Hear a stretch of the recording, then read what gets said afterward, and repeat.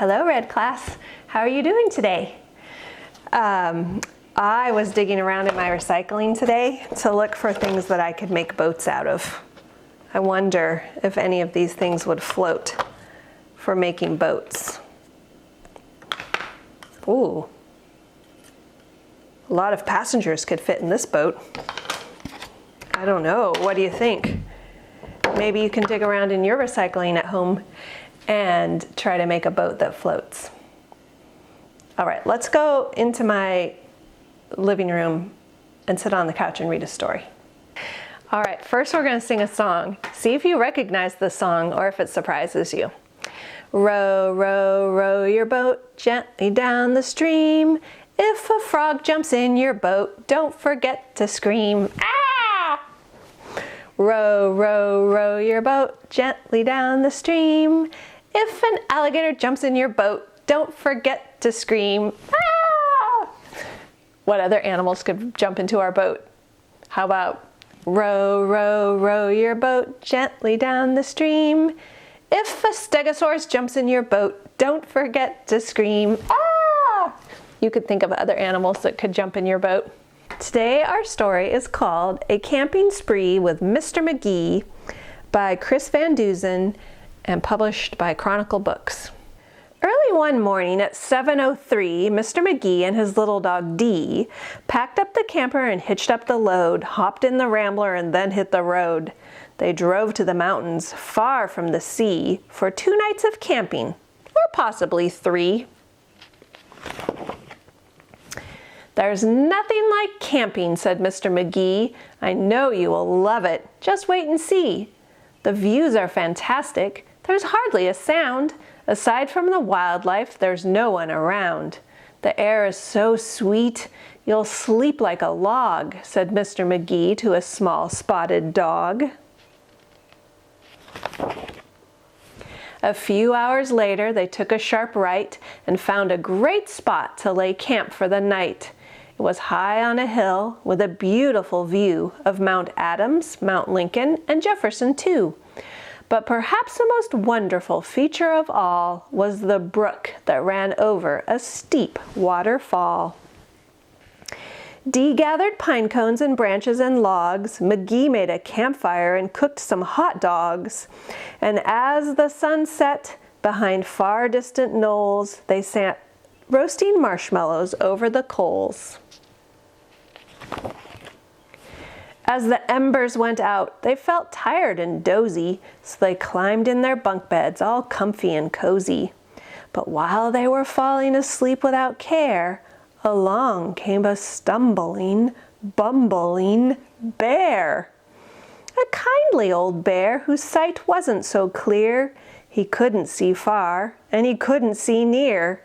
But he could smell marshmallows, sticky and sweet. The smell made him hungry. He wanted a treat.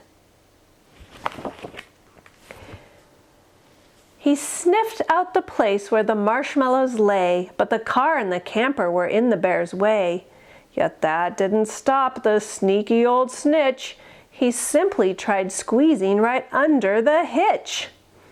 And as he was shimmying into the gap, he pushed on the hitch, which let go with a snap. Uh-oh. Now the camper and car were untied. They started to roll down the rocky hillside. The car bounced away on the old logging road, while the camper was heading to where the stream flowed. It flew down the hill in a wild bumpy ride, with Dee and Magee sleeping soundly inside. I wonder if they'll wake up. They were snoring and snoozing, enjoying a dream, when splash went the camper right into the stream. I don't think that's supposed to be a boat, do you? The splash shook the camper. They bumped out of bed. Now what in the world was that? Magee said. And when he looked out and saw where they were, his hair stood on end, and so did Dee's fur. They were caught in the rapids, but that wasn't all. They were headed smack dab for the big waterfall. Dee and Magee both started to quiver as faster and faster they headed down river. But just when they thought they'd fall over the edge, their camper got stuck on a rock at the ledge. Whew! So there they were, stranded, Magee and his pup, on the top of a waterfall 50 feet up. Meanwhile, that nearsighted bear from before was searching for one little marshmallow more, when lo and behold, as if out of a dream, he spied something sweet floating over the stream. But what that bear thought was a marshmallow treat was really the hitch, not something to eat. The bear was determined to capture his prize, so he jumped in the water right up to his thighs. He splashed through the stream to the edge of the fall and snatched up the trailer hitch, camper and all. Is it going to go over the edge of the waterfall? I hope not. Dee felt a tug. Magee heard a knock as the bear pulled the camper right off of the rock. He dragged them both all the way back to the bank when he realized the hitch was not sweet, but quite rank. He spit out the hitch and left in dismay, while Magee and Dee's camper again rolled away. It flew down the path with a jolt and a jar, and stopped in some bushes right next to the car. Dee popped her head out. Magee looked out too. Had they really stopped rolling? Could it be true? At last things were quiet and peaceful and still. They hooked up the hitch and drove off down the hill. And on the way home, Magee said to Dee, "That trip wasn't quite like I thought it would be." So when they got home, with the sky turning red,